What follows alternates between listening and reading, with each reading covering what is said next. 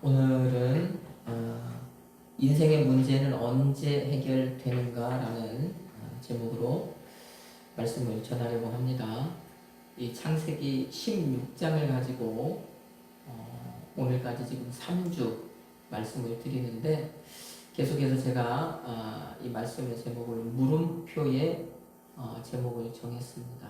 그래서 첫 번째는 뭐였습니까? 가정의 문제는 무엇에서 오는가? 가정의 문제가 무엇에서 오는가라는 것을 우리가 살펴봤고, 지난 시간 인생의 문제가 또 무엇에서 오는가라고 하는 그것을 살펴봤습니다. 그리고 이제 16장을 오늘 이제 마무리를 지으면서 그러면 그 인생의 문제는 언제 해결이 되는가라는 이 질문, 그리고 그것에 대한 답을 오늘 하가를 보면서 이제 말씀을 드리려고 합니다. 자, 하가를 볼 때요, 인생의 문제는 언제 해결이 되느냐? 인생의 문제는 그가 하나님을 만났을 때 해결이 됩니다. 그래서 오늘 이 자리에 있는 우리의 인생의 문제도 언제 해결이 되느냐? 하나님을 만날 때 해결이 된다라고 하는 것, 이것을요 먼저 좀 말씀을 드립니다. 이 자리에 있는 여러분 모두 이 예배를 통해서 하나님을 아버지로 만나기를 주님의 이름으로 축복합니다. 그래서 여러분 앞에 놓인 이런저런 문제들, 그 아버지를 만남으로써 그런 문제들이 다 해결되고 해결받기를 먼저 주님의 이름으로 축복합니다. 아브라함이요, 하나님께서 하나님에게 그 땅의 약속과 또 자손의 약속을 받고 가나안 땅에 와서 거기에 거주한 지 10년이 지금 지났습니다. 그 창세기 16장 말씀을 보면 10년이 지났다 그럽니다. 자, 그런데 그때까지 사라에게 아기가 없어요. 아들이 없습니다. 자손의 약속을 주셨는데 아들이 아직까지 없는 거예요. 자, 그래서 그 10년이 지난 어느 날 사라가 아브라함에게 내 여종 하가를 첩으로 맞아라. 내 여종 하가를 두 번째 아내로 맞아라. 그럽니다. 그래서 아들을 낳아라 이렇게 제안을 하지요. 여기 아브라함은요 순순히 응합니다. 그리고 이제 사라가 바라던 대로 그 사라의 여종 하갈이 임신을 해요. 아기를 갖습니다. 아브라함이 아기를 갖습니다. 자, 여기서부터 이제 문제가 시작이 됩니다. 이때부터 문제가 돼요. 자, 4절 말씀을 보면 하갈이요 자기가 임신한 것을 알고 그때부터 자기의 여주인 사라를 어떻게 했답니까? 멸시했다 그럽니다. 멸시했습니다. 여러분, 이 멸시라고 하는 것은 하찮게 여긴다라는 겁니다. 없이 여긴다라는 겁니다. 깔본다는 겁니다. 당시요 종이 자기 주인을 그렇게 할 수 없는 그런 시대입니다. 당시에는. 그런데 자기가 자기 남자 주인의 아기를 가진 것을 아는 그 순간, 성경에 나와 있지 않지만 이것을 문법을 보면 자기가 임신한 것을 알자마자 그것을 알게 된 그 즉시로 이 하갈이 자기 여주인을 멸시했다 그럽니다. 없인 여겼습니다.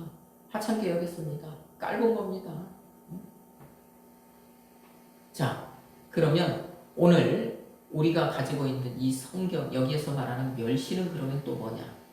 이 멸시라고 하는 이 말의 사전적 의미는 없인 여기거나 하찮게 여기서 깔보는 것인데, 여기서 말하는, 성경에서 말하는 이 멸시, 이 그 히브리 말 원어를 보면 이 멸시라고 하는 말은 또 그런 뜻이에요.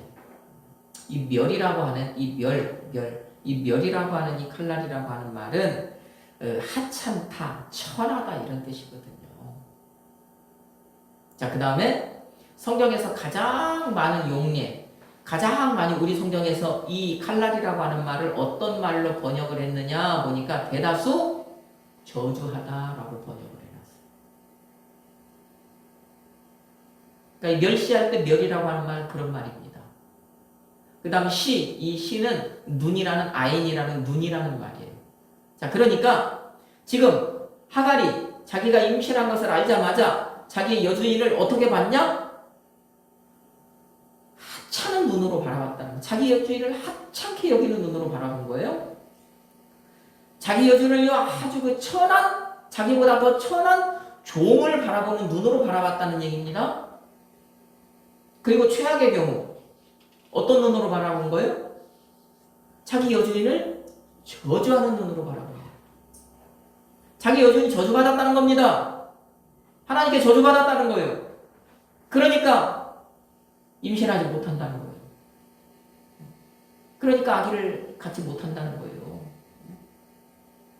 그런 눈으로 자기 여주인을 바라보는 거예요. 이게 바로 뭐라고요? 멸시라고요. 하갈이 자기 여주인을 지금 이렇게 대한 겁니다.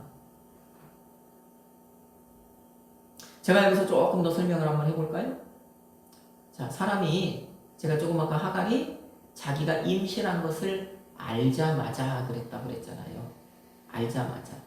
자, 그러면 우리 그 임신을 하고 아기를 낳아보신 분들 저를 좀 보세요. 왜 임신하면 하자마자 배가 뿔룩 나옵니까? 그렇지 않죠. 한참을 지나야 배가 나오잖아요. 근데 하갈은 그렇게 하지 않았다. 자기가 임신한 것을 알자마자 없는 배도 이렇게 뿔룩하게요. 그 티내려고 나 애 가졌다라는 거 자랑하려고 그렇게 내밀고 일부러 자기 여주인 앞을 왔다 갔다 하는 겁니다. 왔다 갔다 하는 거예요. 그런데 어떤 눈으로? 멸시. 자기 여주인을 하찮게 보는 눈. 자기 여주인을 아주 아래껏 바라보는 눈. 자기 여주인, 아이고, 저 저주받은 그 뒤에는 제가 생략하고, 저주받은 여자. 그런 눈으로 그 자기 여주인을 바라보면서 그 여주인 앞을 왔다 갔다 하는 거예요. 좀 그랬단 얘기입니다.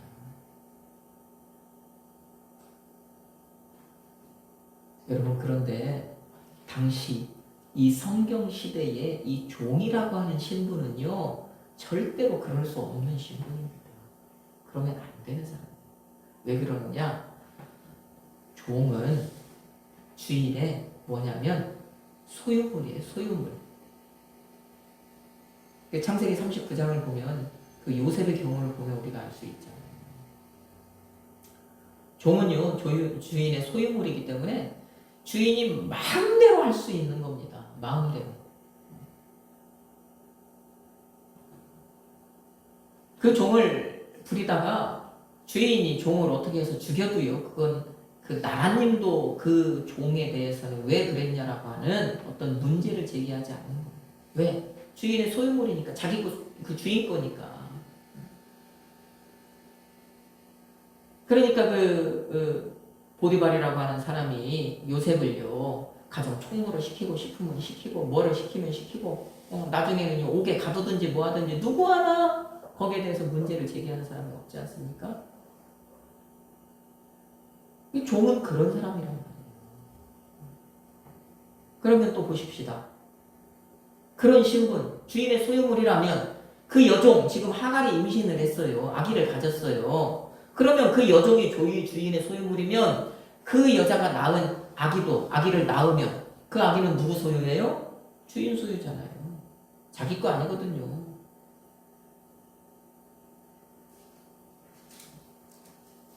그러니 주인의 소유물인 그 여종이 자기가 임신했다고 자기 주인을 멸시할 수 있습니까? 안 되는 것입니다.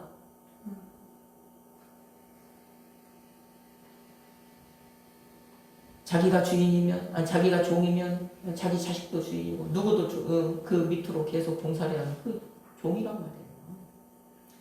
감히 그럴 수 없다는 거예요. 그러니까 감히. 그러니까 하갈이 자기의 어떤 그 주제를 정확하게 파악을 했다면 자기 주인을 멸시하는 그런 일은 절대로 할 수 없는 거죠. 두려워서도 못하지요. 하지 않습니다. 어떻게 자기 여주인을 저주합니까? 그 저주의 눈치를 자기 여주인을 바라볼 수 있습니까? 그럴 수 없는 거예요. 그런데 이 하갈이 임신하고 나니까 눈에 보이는 게 없어진 거예요. 뭔 착각을 한 거예요? 자기가 자기 남자 주인의 아기를 갖고 나니까 이제 자기가 그 남자 주인의 부인이 된 것 같은, 사라를 밀어내고 자기가 이제 아내가 될 수 있는 어떤 그런 착각에 빠진 거예요. 내 여주인은 아기를 못 가졌는데 나는 아기를 가졌잖아. 그러니 봐라. 이제 내 남자 주인이 누구를 더 사랑하는가? 누구를 더 이뻐하는가? 누구를 더 이제 감싸고 도는가? 나라는 거죠. 나. 그러니까 막무가내가 된 거예요.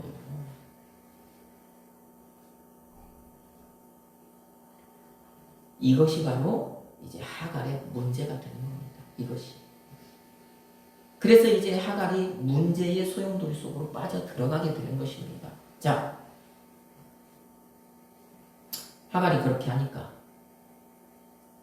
그 주인이, 여자 주인이 사라가 이제 반격을 시작할 거 아닙니까? 사라의 반격이 시작됐죠. 6절 말씀해 보니까 참다 못해서 어쨌든 자기 남편의 아기를 가졌으니까 사라도 참는 데까지는 참았을 거 아니냐고요. 아브라함에게 그랬잖아요. 하갈이 내 여종 아니냐.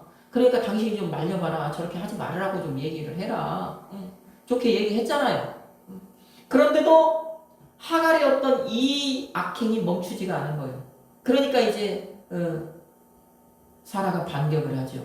어떻게 반격합니까? 6절 말씀해 보니까 그 사라가 하갈을 어떻게 해요?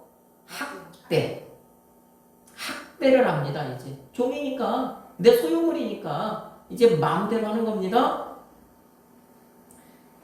이 학대라고 하는 말이 이게 고통을 준다라고 하는 말인데요. 고통을 준다라고 하는 말인데 이걸 우리가 이 말로만 들어가지고는 사실 이게 감이 잘 안 오잖아요. 그러면 이 상황을 좀 우리가 생각해 보면 이게 그거구나라는 것을 우리가 알 수가 있어요. 여기서 사라가 하갈을 학대했다라고 하는 이 말이 히브리 말로 보면 아나라고 하는 말인데요. 이 말이 어디에서 사용이 되었느냐? 그 바로 전장 15장에서 하나님이 아브라함에게 뭐 했어요? 내가 너에게 자손 줄 텐데 그 자손이 이제 애굽에 들어가서 애굽 사람들이 네 그 자손을 400년 동안 괴롭게 하리라 그러잖아요. 그죠? 괴롭게 하리라. 그 괴롭게 하리라고 하는 이 말이 바로 오늘 본문에서 학대했다라고 하는 아나라는 말이라고요. 그러면 저 출애굽기 1장, 출애굽기 2장에 가서 보면 애굽 사람이 히브리 사람들을 어떻게 학대했습니까? 어떻게 괴롭게 했습니까? 어떻게 이 아나 어떻게 했습니까? 히브리 사람들이 막 진짜 막 걷잡을 수 없이 불어나니까요. 히브리 사람들이 이제 이 자녀를 낳는데 아들이 나오면 어떻게 해요? 그 나일강이라고 하는, 그죠? 거기에 그냥 갖다 집어 던져버리잖아요. 남자는 다 죽여버리잖아요. 이렇게 학대를 합니다. 또 이 사람들을 이제 종살이시키면서 애굽 사람들이 어떻게 시켜요? 할당량을 다 채우지 못하면은요 매질을 합니다. 그 할당량을 다 채울 때까지 잠을 안 재우고 일을 시킵니다. 그러니 출애굽기 말씀에 보면 이들의 부르짖음이 어디에? 하늘에 닿았다 그러잖아요. 하늘에 닿았다. 하나님이 그것을요 보고 듣고 알으셨대잖아요. 그러니까 하나님이 내려오셨다고 말씀을 하시잖아요. 출애굽기 말씀에서. 이게 바로 뭐라고요? 학대라고요. 그러니 사라가 이제 하갈에게 반격을 했는데 어마무시한 반격을 한 겁니다. 학대했다라고 하는 말 속에는요 정말 사람이 견디기 힘든 이 괴로움, 감당해내기 어려운 아픔 이런 것들을 이제 막 쏟아 부었다는 거예요. 거기다가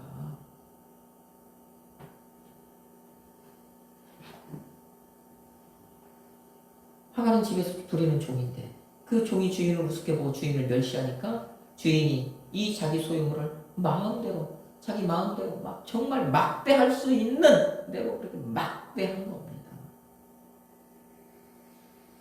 어디까지 막대한 거예요? 하갈이 왜 도망쳤겠습니까? 거기 있다가는 죽을 것 같은 것 아닌가요? 거기 있다가는 자기 뱃속에 있는 아기 유산될 것 같은 그런 마음 들은 거 아닌가요? 그러니까 도망친 거잖아요. 그러니까 보니까 7절에서 도망하는 거예요. 7절 말씀을 봅시다. 다시 한번. 자, 7절 말씀 같이 한번 읽어봅시다. 여호와의 사자가 광야의 샘물 곁, 곧 술길 샘 곁에서 그를 만났다 그래요. 자, 하갈이 이제 도망을 합니다. 도망을 해요. 도망을 해가지고 저 광야 어떤 그 샘물 옆에 우두커니 앉아 있는데 거기에서 그렇게 앉아 있다가 여호와의 사자를 만나는 거예요.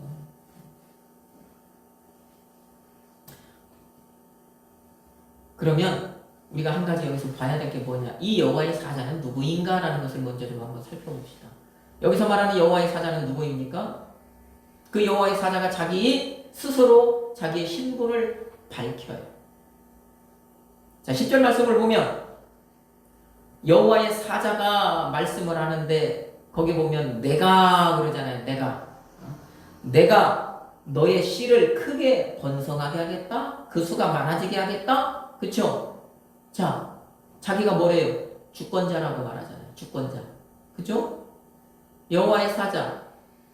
이 말라크라고 하는 이것은 그 여호와 하나님의 대리자 어떤 그런 의미인데 성경에 써놓기는 대리자라고 써놨는데 가서 10절 말씀해 보니까 주권이 누구에게 있어요? 그 대리자에게 주권이 있다라고 이렇게 표현을 합니다. 또 13절 말씀에 가서 보니까 그 여호와의 사자를 하갈이 뭐라고 표현을 합니까? 13절 말씀에 그 말씀을 보세요. 하나님이라고 표현하잖아요.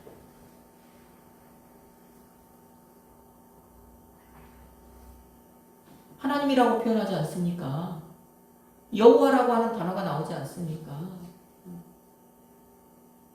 그러면 여기 지금 그 사라를 피하여서 그 학대를 피하여서 도망간 하와가 광야 어느 이제 그 샘물 곁에 앉아 있는데 그 샘물 곁에 나타난 여호와의 사자는 결국에는 누구라는 거예요?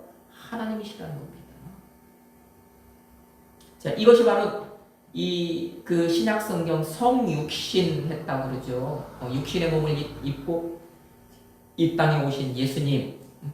그 성육신 이전에 구약 성경에 문득 보여지는 성자 하나님이신 예수님의 모습인 거예요. 이렇게 살짝 구약은요, 그 예수님의 모습을 이렇게 모형적으로, 상징적으로 조금씩 보여줍니다.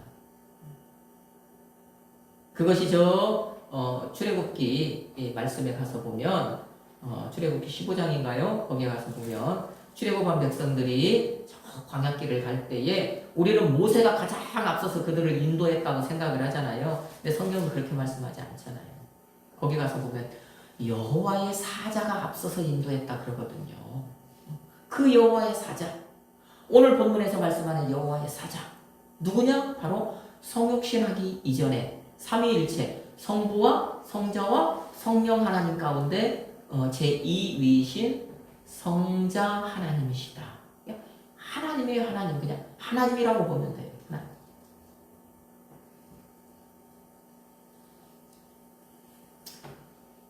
하나님께서 지금 어떻게 해요? 하갈을 찾아오신 거예요. 하나님께서 그녀에게 나타나신 거예요.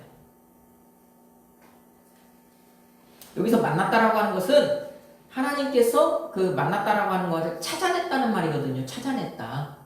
그냥 우연히 만난 게 아니라 찾아서 일부러 왔다는 거예요. 그러니까 하갈을 만나려고 하나님께서 일부러 거기 오신 거예요, 지금.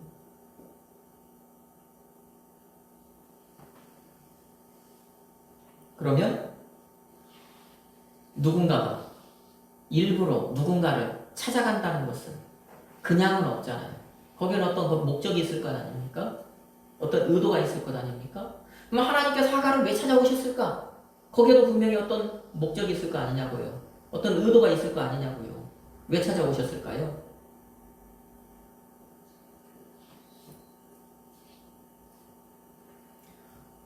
하나님께서 하갈을 찾아오셔가지고 하시는 그 질문 속에 답이 있지 않습니까? 하나님께서 뭐래요, 하갈에게? 너 어디서 와서 어디로 가느냐? 그러잖아요. 그때 하갈이 뭐라고 얘기합니까? 나는 내 여주인을 피하여서 지금 어떻게 하고 있대요? 도망가는 중입니다. 그러잖아요. 도망가는 중입니다. 지금 하갈은 고통을 피해서 도망가는 중입니다. 문제를 피해서 도망가고 있는 중입니다. 그런데 그렇게 도망치고 있는 그 하갈, 도망을 친다라고 하는 건 자기에게 문제 해결 능력이 있다는 겁니까? 없다는 겁니까? 없다는 겁니다. 그러니까 그 고통에서, 그 문제에서 도망가고 있는 거예요. 그 고통을 자기가 해결할 방법이 없으니까. 그런데 하나님이 그에게 나타나셔서 너 뭐하냐? 하니까 도망가고 있습니다. 하나님께서는 이 하갈의 고통을 해결해 주기 위해서, 다른 말로 하면 하나님께서는요 이 하갈의 문제를 지금 해결해 주기 위해서 일부러 하갈을 찾아오신 거예요. 자, 사례의 그 말끝, 하갈의 그 말 끝에 하나님께서 이제 그 문제 해결의 방법을 제시하시잖아요. 그러니까 내가 도망갑니다. 그러니까는 하나님께서 뭐래요? 아니야, 도망가지 마. 그러잖아요. 뭐라고 말씀해요? 뭐라고 말씀합니까? 네 여주인에게 구절 말씀해 보니까 네 여주인에게 돌아가서 그 수하에 복종해라 그러잖아요. 이게 바로 하나님이 하갈에게 주신 솔루션 아닙니까? 이게 바로 하갈에게 주신 문제 해결책, 고통의 해결책이란 말입니다. 여러분 재밌는 게 있어요? 자, 사례가 하갈을 학대했다. 아나라고 하는 히브리 학대했다고 그랬잖아요. 이 학대라고 하는 말이 다른 성경에 가서 보면 괴로움이라고 그랬잖아요. 그런데 이 구절 말씀에서 하나님께서 하갈에게 네 여주인에게 돌아가서 복종해라 그런단 말이에요. 이 말이 세 말이 다 같은 말이에요. 그러면 이 아나라고 하는 이 말이 언제 그러면 학대라고 하는 말로 쓰이고 언제는 복종이라고 하는 말로 쓰이느냐? 타인이 타의에 의해서 그쵸? 내가 타의에 의해서 짓밟힘을 받으면 이것은 뭐예요? 학대인 거예요. 이거 괴로움을 당하는 것입니다. 근데 반대로 내가 스스로 낮아지는 것, 내가 스스로 무릎을 꿇는 것, 이것은 뭐라고요? 복종이라고요. 하나님은 하갈에게 지금 그 말씀하신 거예요. 너 원인을 알고 있잖아 그러잖아요. 이 얘기는 뭐? 너 그렇게 너 원인 알고 있잖아. 그 원인이 뭐야? 네가 네 여주인 멸시한 것 때문에 아니냐.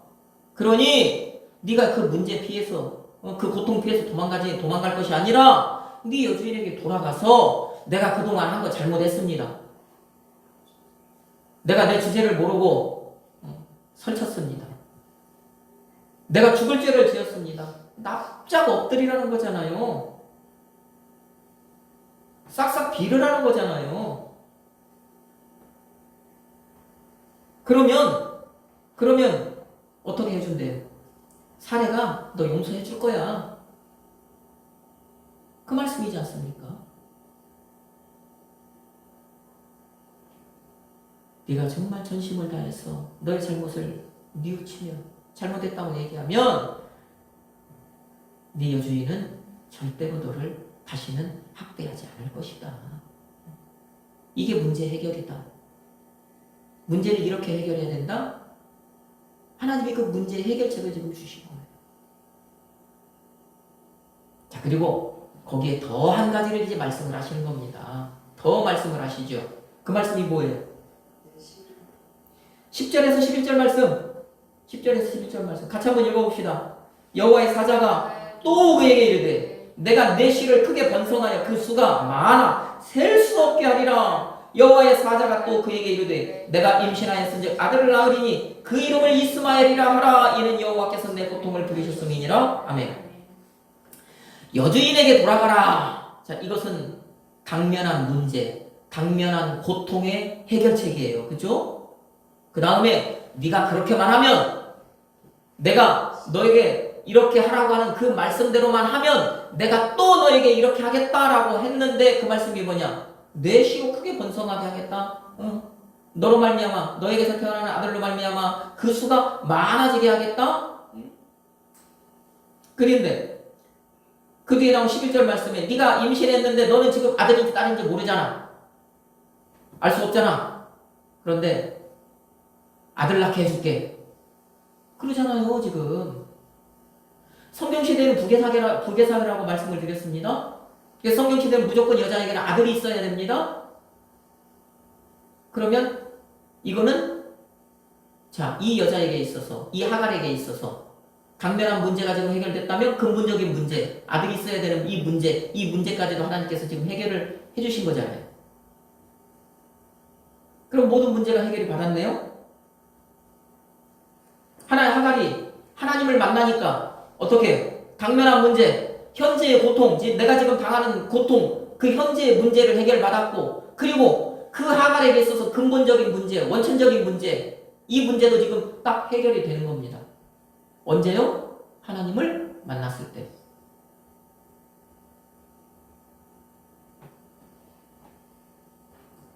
그러니까 하갈이 13절에서 그 믿음의 고백을 하는 거예요. 뭐래요? 13절. 내가 어떻게 여기서 나를 살피시는 하나님을 배우는고 그러잖아요. 네?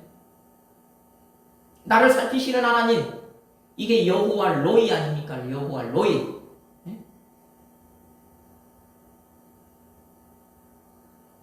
나를 살폈다는 얘기는 뭡니까?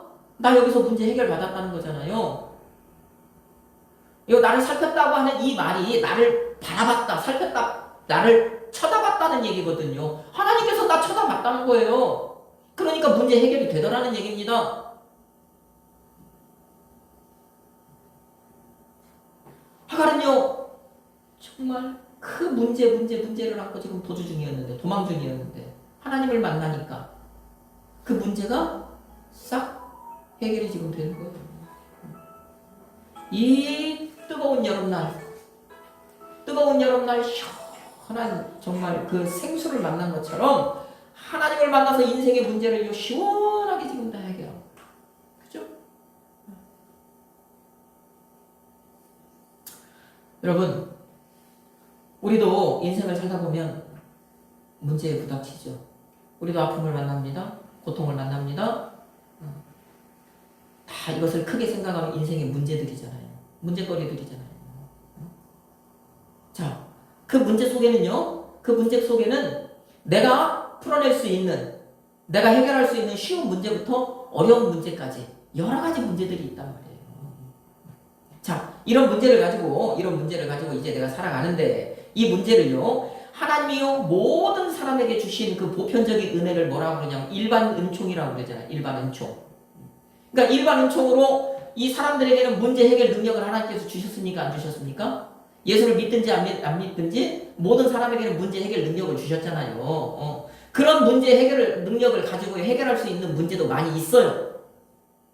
문제는 그 하나님이 일반 은총으로 주신 그것으로는 해결할 수 없는 인생의 문제들이 있다는 거예요. 그것으로는 해결할 수 없는 인생의 고통이 있다는 거예요. 인생의 아픔이 있다는 거예요. 도대체 내 힘으로는, 내 능력으로는 어떻게 안 되는 그런 것들이 있다는 말입니다. 그러면 그때는 우리가 어떻게 해야 되냐? 어떻게 해야 된대요? 오늘 말씀에 근거해서 생각해 보십시오. 그때 어떻게 해야 됩니까? 하나님 만나야 되잖아요. 하나님 만나야 그 문제가 해결되는 거예요. 내가 해결할 수 없는 그 문제는 필히 하나님을 만나야 그 문제가 해결이 되는 것입니다. 하나님께서 해결해 주셔야 그 인생의 매듭이 풀어지고요. 그 막힌 것이 뚫린다고요.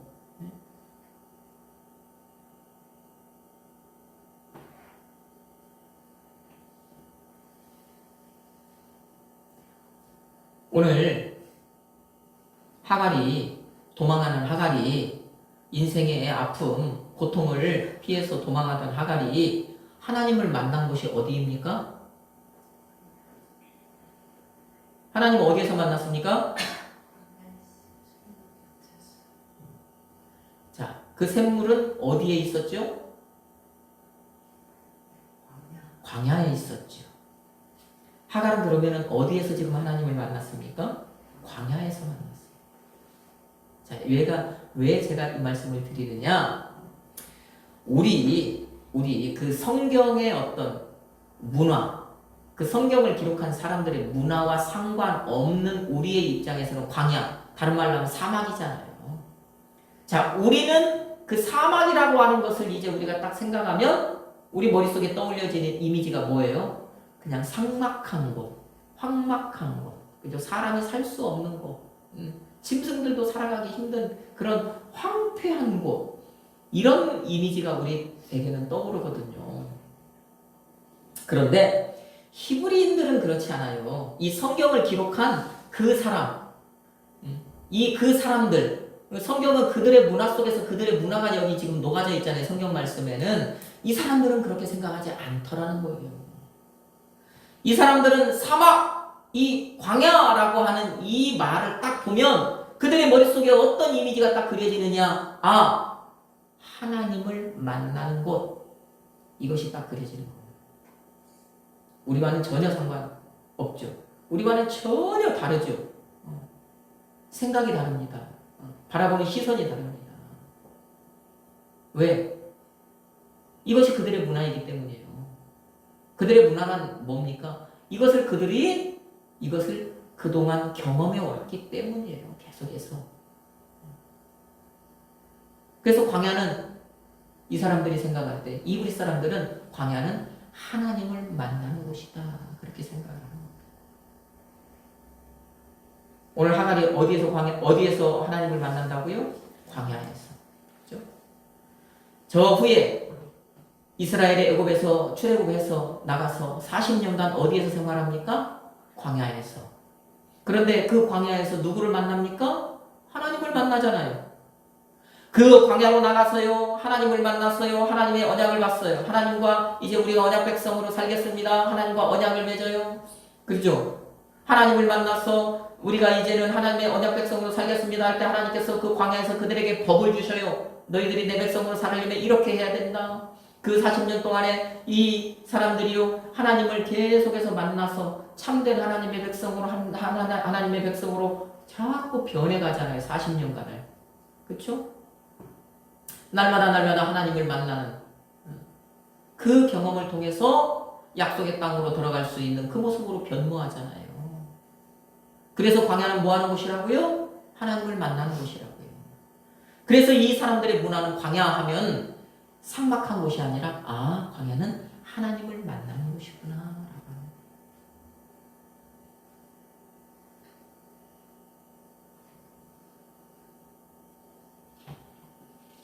그래서 하갈은 하나님을 만날 수 있는 그곳에서 하나님을 만난 것입니다.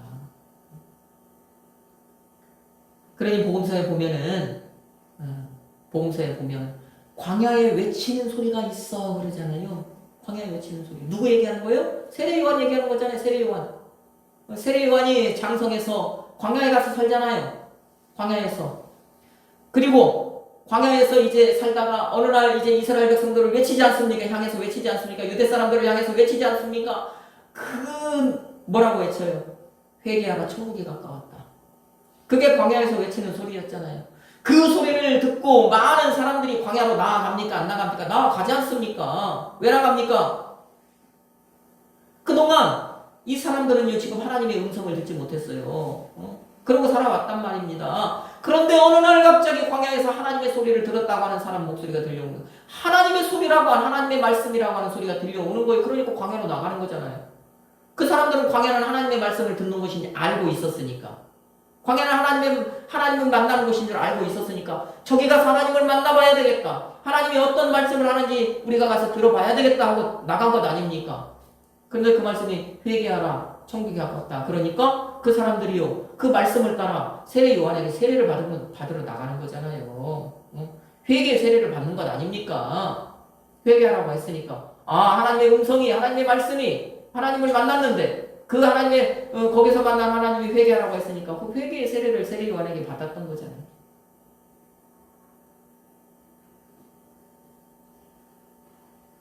이처럼 고통이 오늘 하갈의 모습을 봐도 또 성경 어디를 봐도 이 고통이라고 하는 이 말은 광야와 이렇게 연관이 된단 말이에요. 오늘 본문에서도 그렇고.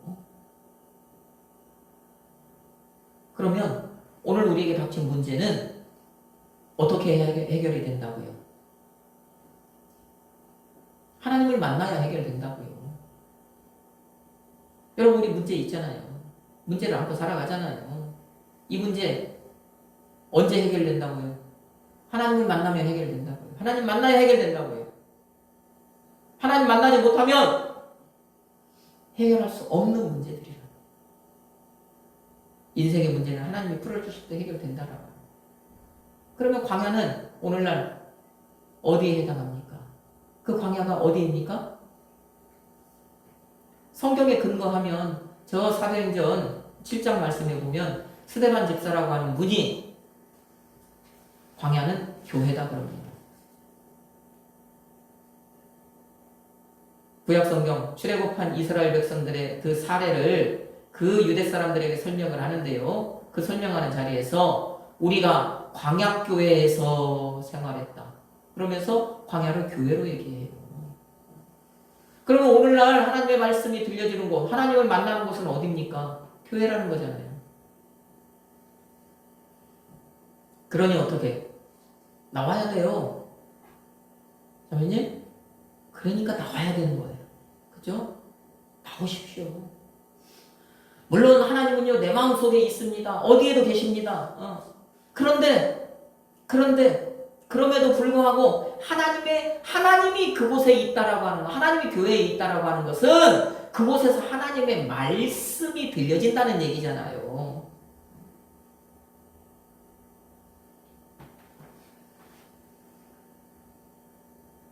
그러니 나와야 되는 거예요. 나와서 말씀을 들어야 되는 거예요. 예배를 통해서 말씀을 들어야 되는 거. 말씀을 듣는 중에 하나님께서 이제 그 말씀을 통해서 문제 해결을 해주신다는 얘기입니다. 말씀을 듣고 그 문제 해결에 어떤 실마리를 주신다는 거예요.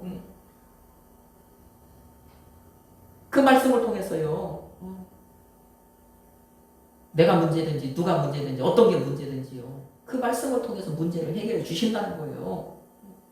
그러니 광야에서 문제를 해결받았던 것처럼 그 사람들이 오늘 우리는요, 이 교회에 나와서 이 하나님의 말씀을 들음으로 말미암아 이 말씀에 근거해서 자꾸 문제를 해결하려고 해야 되는 거예요. 그래서 제가 마지막으로 광야라고 하는 곳을 다시 한번 좀 그렇게 언급을 하고 강조를 한 겁니다. 여러분 인생의 문제는 언제 해결됩니까? 하나님을 만나야 해결됩니다. 우리 사랑하는 성도 여러분, 이 자리에 있는 여러분 모두 여기에서 정말 나에게 친절하신 그 하나님 아버지를 만나기를 주님의 이름으로 축복합니다. 이 시간 이 자리에 있는 여러분 모두 정말 여러분 한 사람 한 사람에게 너무나도 따뜻하신 그 하나님 아버지를 만나셔서 여러분이 모두 개인적으로 가진 그 문제를 다 해결받으시기를 주님의 이름으로 축복합니다. 그래서 여러분 인생을 살아갈 때 여러분의 그 인생길, 그 삶이요 가슴이 답답한 그런 삶을 살아가는 것이 아니라 정말 뜨거운 여름날 생수를 한 잔 시원하게 들이킨 것처럼 그렇게 마음이 시원한 삶을 여러분 모두 살아가시기를 우리에게 생수가 되시는 그 예수님의 이름으로 축복합니다.